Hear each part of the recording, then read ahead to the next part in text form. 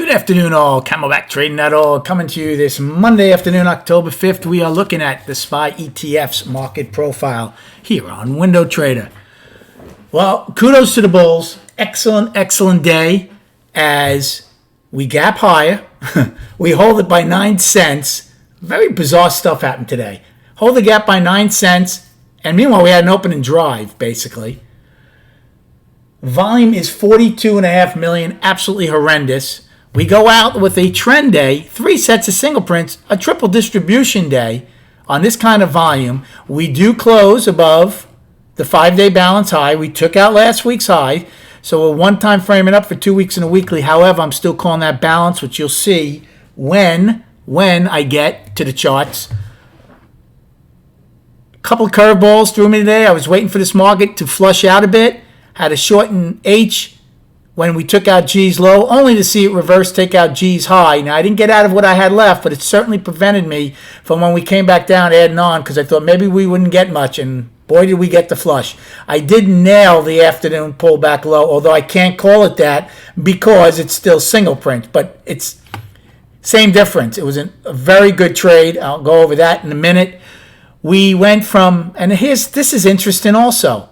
We had a POC that was at G's low, 7 wide, lowered to 8 wide, only to go out with a price probe and another set of single prints and never get 9 wide.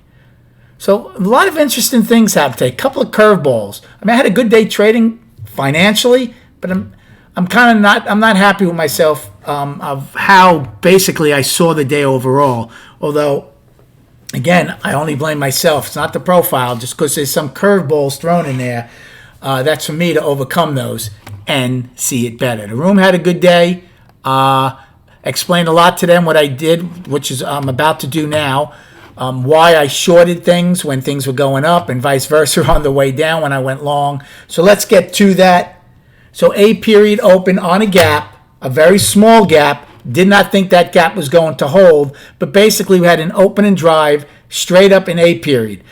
Now, I did take 2 shorts in A period, and I traded everything that expired today. I did the 338 puts. That paid me nicely both times. First one, when we drove up to the park, hit a speed bump, took a short, it backed off. Second one, when we started getting closer to value high in the afternoon rally high. So I took 2 shorts in A, and they worked out nice.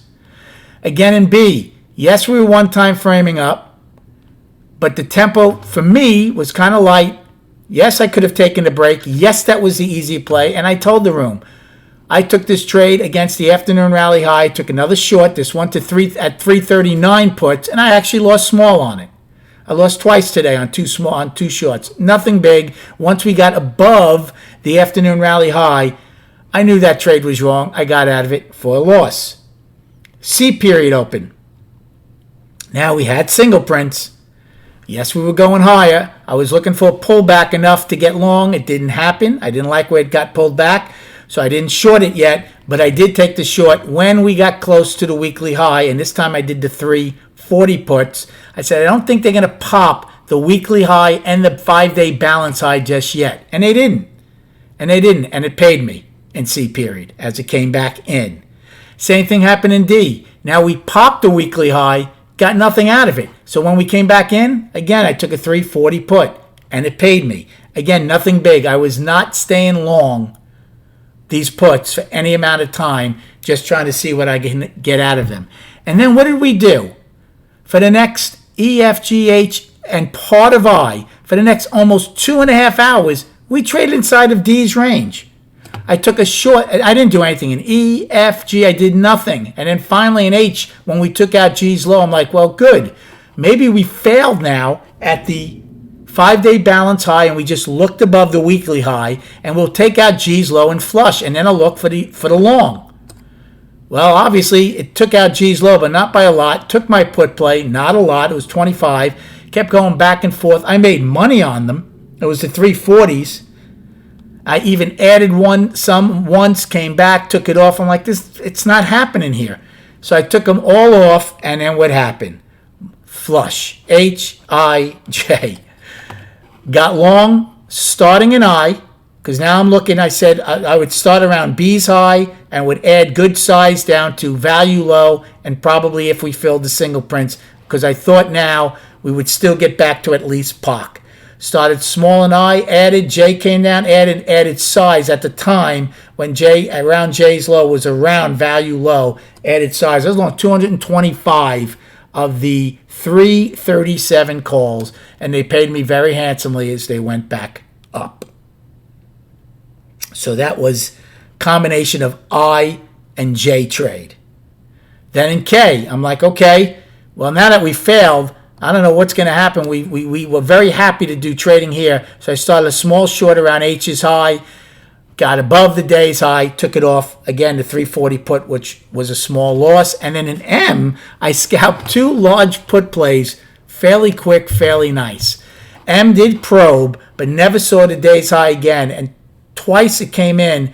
Once it came, when it went back up, I took the 341 puts. They came in about a dime for me. And again, I did it twice. And actually, I could have held on to them for a longer period of time and made a lot more than I did. Because I paid about $1.30 for them. Like right now, I have a minute to go until they stop trading. They're trading at $1.62. So I made money, quick money on them, but I was long decent size. 200 and twice I bought. 2 lots of 200, which I really scalped and probably could have made a lot more money on them. But that's okay. Turned out to be a good day. Now, triple distribution day. I'm using A and B as one day, right? J's low. Then we have basically this meat of the order is the second distribution. And then from above D's high, from L's low, is your triple distribution. We'll see what it holds yesterday. One day doesn't make a market. Yes, we're above the balance high, but not by a lot. We did take out the price probe from September 16th, but we didn't get to the price spike. So that's the next thing they have to overcome from this day. Here's the price probe. Here's the price spike they never got to. And then we have the POC and then the weekly high. So, destinations for tomorrow. For the upside, we have only one, and that's today's high, 339.96. Above that, we have the price spike of 340.31 from September 16th, 341.12, 10 wide from September 16th, and 343.06, that weekly high that I've given you. For the downside, we have L's high. That's the price probe of 339.94. Then we have 3 sets of single prints. First one starts at 339.38, gets filled at 19. So that's M's low, the K's high. The second set starts at 338.92. That's L's low. Gets filled at D's high of 338.87. That's only 5 cents. Third set, 337.50. J's low. Gets filled at A's high of 337.23. And I forgot to put this in. I apologize. We had a lowest accepted price. B's low has to be put in there. 336.58. That's the lowest accepted price from today. I apologize. I forgot to write that, and I'll explain that in a second. And then we have today's low of 336.01, filling the gap at 335.92, 9 points. What is the lowest accepted price? Well, that's something I use. In other words, we gapped higher, drove higher. When A period closed, when B opened, it literally went down only a penny or two. So if that happens, if it's basically goes straight up from where it opened, I give it sometimes 5 or 10 cents. That shows me the buys are pretty damn strong. And that's what they were. That's another thing where I kind of should have been a buyer when we popped the top at A instead of looking for that short. Again, I'm telling you, I'm not thrilled how I called it today or traded it today. But I did have a good day overall. So that's the lowest accepted price. And then on the charts, we'll just do the weekly and the daily. So the weekly is one time framing up, right? We've taken out the 2 previous weeks' highs. However, I was calling this a 4-week balance. So until we get over 340.306, I'm still saying it's just in balance, right? It's only Monday. Do we get up there and take it out? Do we fail above it, right? That'll be another big test up there to see if we can get above it or not. So right now, it's a 4-week balance, including this week would be 5. And then on the daily, kudos to the bulls. After 5 days, back and forth through the 50 and closing below it for 4, we are above it pretty good. But one day does not make a market. I am calling the daily up. We closed around the high. We're above the 50. We have a gap that's holding. But I'll tell you, that volume absolutely stinks right now at 45 million. It is only one part of the equation. But again, you would want to see more tempo, more volume to the upside. Now, I know that seems silly. We're up 1.8%. But after D period, we really traded sideways for most of the day until L&M decided to do what they do best. Come look at us at camelbacktrading.org. 205 strong. 94 slots left for that $20 membership. After that, it goes to $30 a month. It will never go back to $20. Hope you had a great day trading. Have a great evening, and we'll speak prior to the opening tomorrow.